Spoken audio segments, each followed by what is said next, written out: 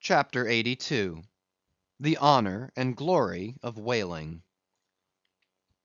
There are some enterprises in which a careful disorderliness is the true method.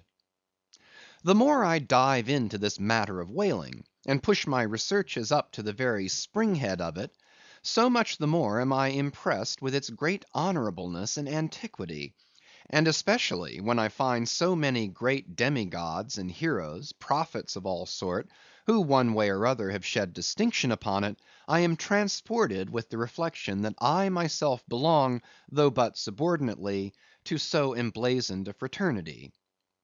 The gallant Perseus, son of Jupiter, was the first whaleman; and to the eternal honor of our calling be it said, that the first whale attacked by our brotherhood was not killed with any sordid intent. Those were the knightly days of our profession, when we only bore arms to succor the distressed, not to fill men's lamp feeders. Every one knows the fine story of Perseus and Andromeda; how the lovely Andromeda, the daughter of a king, was tied to a rock on the sea coast; and as Leviathan was in the very act of carrying her off, Perseus, the prince of whalemen, intrepidly advancing, harpooned the monster, and delivered and married the maid. It was an admirable artistic exploit, rarely achieved by the best harpooneers of the present day, inasmuch as this Leviathan was slain at the very first dart. And let no man doubt this Archite story; for in the ancient Joppa, now Jaffa, on the Syrian coast, in one of the pagan temples, there stood for many ages the vast skeleton of a whale, which the city's legends and all the inhabitants asserted to be the identical bones of the monster that Perseus slew. When the Romans took Joppa, the same skeleton was carried to Italy in triumph. What seems most singular and suggestively important in this story is this: it was from Joppa that Jonah set sail.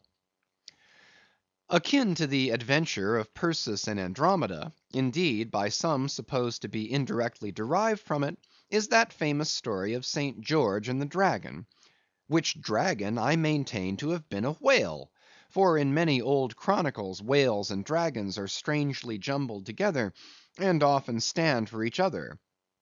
"Thou art as a lion of the waters, and as a dragon of the sea," saith Ezekiel; hereby plainly meaning a whale. In truth, some versions of the Bible use that word itself.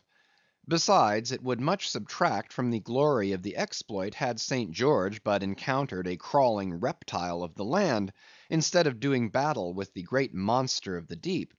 Any man may kill a snake, but only a Perseus, a St. George, a Coffin, have the heart in them to march boldly up to a whale.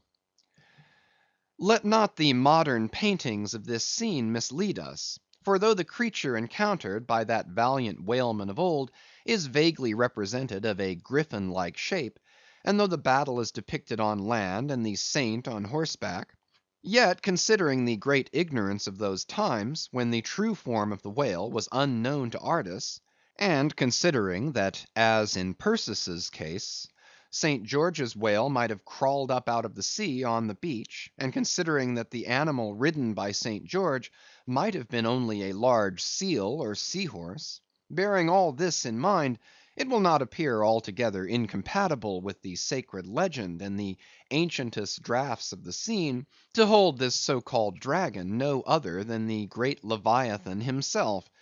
In fact, placed before the strict and piercing truth, this whole story will fare like that fish, flesh, and fowl idol of the Philistines, Dagon by name, who being planted before the ark of Israel, his horse's head and both the palms of his hands fell off from him, and only the stump or fishy part of him remained.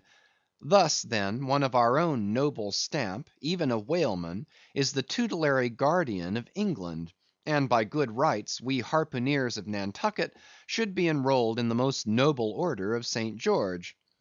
And therefore let not the knights of that honorable company, none of whom, I venture to say, have ever had to do with a whale like their great patron, let them never eye a Nantucketer with disdain, since even in our woolen frocks and tarred trowsers we are much better entitled to St. George's decoration than they.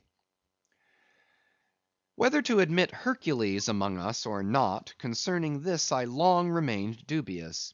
For though, according to the Greek mythologies, that antique Crockett and Kit Carson, that brawny doer of rejoicing good deeds, was swallowed down and thrown up by a whale, still whether that strictly makes a whaleman of him, that might be mooted. It nowhere appears that he ever actually harpooned his fish, unless indeed from the inside. Nevertheless, he may be deemed a sort of involuntary whaleman; at any rate, the whale caught him, if he did not the whale. I claim him for one of our clan. But by the best contradictory authorities, this Grecian story of Hercules and the whale is considered to be derived from the still more ancient Hebrew story of Jonah and the whale, and vice versa. Certainly they are very similar. If I claim the demigod, then, why not the prophet? Nor do heroes, saints, demigods, and prophets alone comprise the whole roll of our order.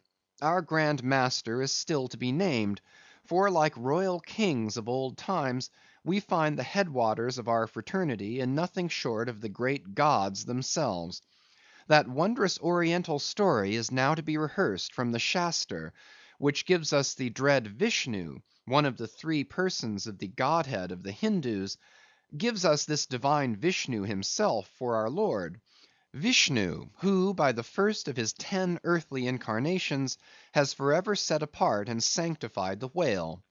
When Brahma, or the God of gods, saith the Shaster, resolved to recreate the world after one of its periodical dissolutions, he gave birth to Vishnu to preside over the work. But the Vedas, or mystical books, whose perusal would seem to have been indispensable to Vishnu before beginning the creation, and which therefore must have contained something in the shape of practical hints to young architects, these Vedas were lying at the bottom of the waters. So Vishnu became incarnate as a whale, and sounding down in him to the uttermost depths, rescued the sacred volumes. Was not this Vishnu a whaleman then? Even as a man who rides a horse is called a horseman. Perseus, St. George, Hercules, Jonah, and Vishnu. There's a member roll for you. What club but the whaleman's can head off like that?